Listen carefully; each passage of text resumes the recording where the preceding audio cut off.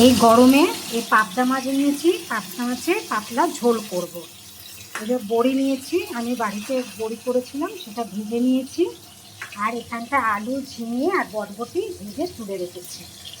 আর হচ্ছে এখানটা টমেটো আর একটু আদা আর কাঁচা লঙ্কা একটুখানি নেড়ে চেড়ে এটাকে মিক্সির মধ্যে পিষে নেব, নিয়ে একটু পাতলা মাছের ঝোল করব। কড়াই তেল গরম হয়ে গেছে, এবার সামান্য কালো জিরে ফোড়ন দিচ্ছি আর হচ্ছে জিরে ফোড়ন দিচ্ছি, দিয়ে একটু ভাজা ভাজা হয়ে গেছে। এবার এই মশলাটা করেছিলাম, মশলাটা দিয়ে এটা ভালো করে নেড়ে চেড়ে মশলায় তেল ছেড়ে দিয়েছে। এর মধ্যে পরে হলুদ আর একটু কাশ্মীরি লঙ্কা দিয়ে ভালো করে নেড়ে চেড়ে এবার মশলা তেল ছেড়ে দিয়েছি। এবার এই যে সবজিগুলো ভেজে রেখেছিলাম এটা দিয়ে দিচ্ছি।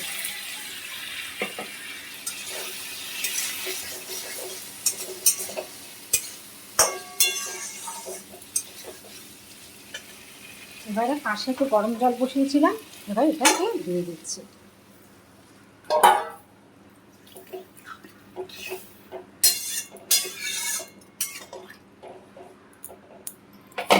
ঝোলে বড়িটাও দিয়ে দিচ্ছি, কারণ এটা ঘরের বড়ি, একটু সেদ্ধ হতে সময় লাগে। দিয়ে এবার ঢাকা দিয়ে দেব, আর হচ্ছে নুনটাও দিয়ে দিচ্ছি।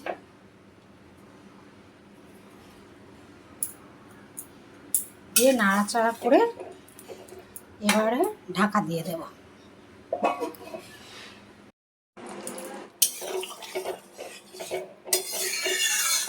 ঝোল ফুটে গেছে, এবার হচ্ছে মাছগুলো দিয়ে দিচ্ছি।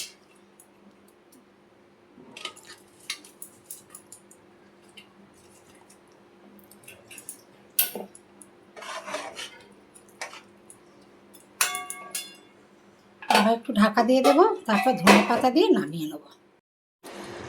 মাছের ঝোল হয়ে গেছে, এবার ধনে পাতা দিয়ে গ্যাসটা বন্ধ করে দেবো। পাতলা পাবদা মাছের ঝোল।